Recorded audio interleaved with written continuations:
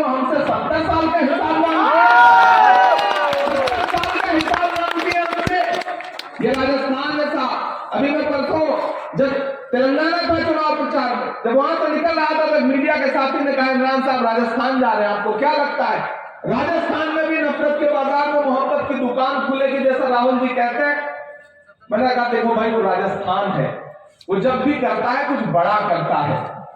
नफरत के बाजार में मोहब्बत की दुकान तो कर्नाटक में खुली है, राजस्थान तो जब करता है बड़ा करता है। वो दुकान नहीं खोलेगा बल्कि नफरत के बाजार में मोहब्बत का शोरूम खोलेगा।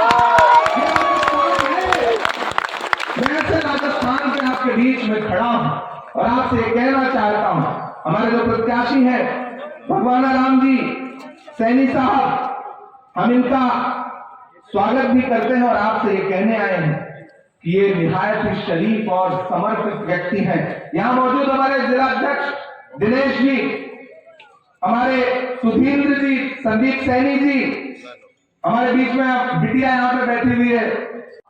सच में मुख्यमंत्री जी ने विशेष रूप से हम लोगों को कहा कि आप उदयपुर वाटी जाइए, क्योंकि हमने बहुत सोच समझ के प्रत्याशी लिया है। यहां के जो एक बाकी प्रत्याशी हैं वो डायरी लेके घूम रहे हैं। मुख्यमंत्री जी को भी लगा हुआ है डायरी वाले के मुकाबले में शायरी वाले को भेजो तो ज्यादा ठीक है। वो डायरी लेके घूम रहे हैं, हम शायरी लेके। असली वाली शिवसेना के पास नहीं ले गई, किसके पास ले गई?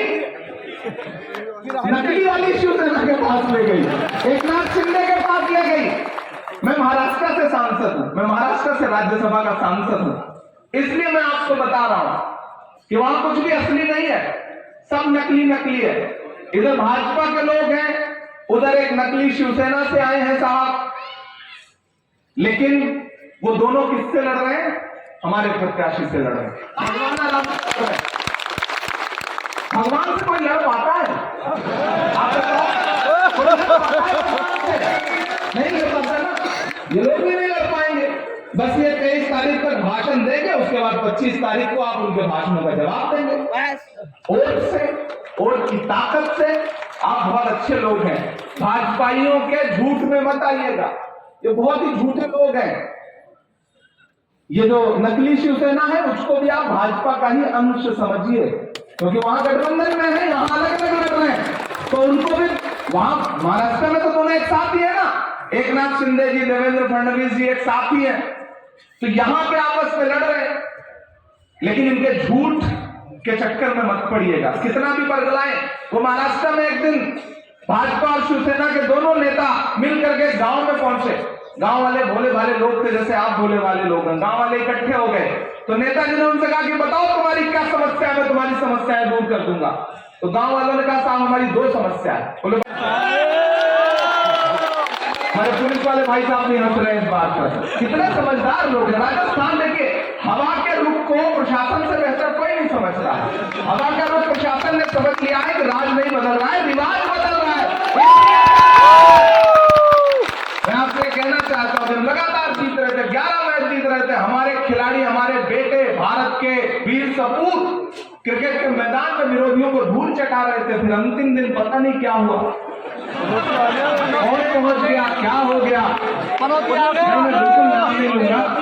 मैं संसद में हूं तो मुझे संसदीय मर्यादाओं का पालन करना है, लेकिन जनता तो जनार्दन है, जनता तो मेरे भाई, मैं आपसे कहने आया हूं कि अपने राजस्थान को बचाइए। सरकार को जो करना उसने किया, अब इम्तिहान आपका है, चुनौती आपके सामने है।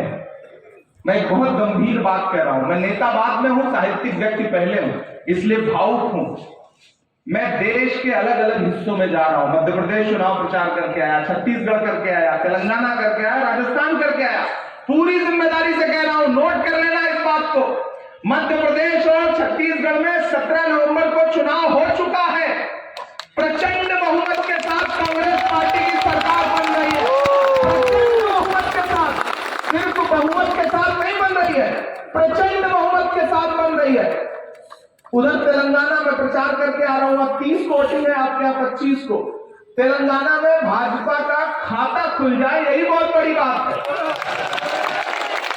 इसलिए पूरी भाजपा को बड़ा भरोसा है। किस वजह से भरोसा है? क्योंकि आप अच्छे लोग हैं, आप अच्छे इंसान की परख करते हैं।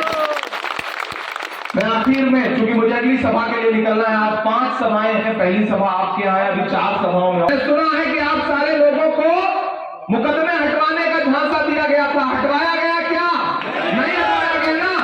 तो अगर धोखा खा चुके हो, 5 साल झेल लिया है, तो फिर अब गलत फहमी में मत आना, झांसे में मत आना। इस बार चुनाव सीधे सीधे इस बात पर है, यह चुनाव महज विधानसभा का चुनाव नहीं है। अगर ये सोचते हो कि ये सिर्फ राजस्थान की सरकार बनाने का चुनाव है, तो नहीं, ये 2024 का सेमीफाइनल है। एक भी वोट अगर भटका, चाहे भाजपा को जाए भटक के या चाहे शिवसेना को जाए, एक ही बात हुई, दोनों सब मिले हुए हैं जी, सब एकजुट है। वो मैं आपसे अनुरोध कर रहा हूं कि एक भी वोट नहीं भटकाना है। आपको क्या याद रखना है कि वो गैस सिलेंडर जिसे नरेंद्र मोदी जी 1200 रुपए का, हाँ सुना देंगे, बिल्कुल बिल्कुल बिल्कुल, चौकीदार वाली भी सुना देंगे, सारा सुना देंगे।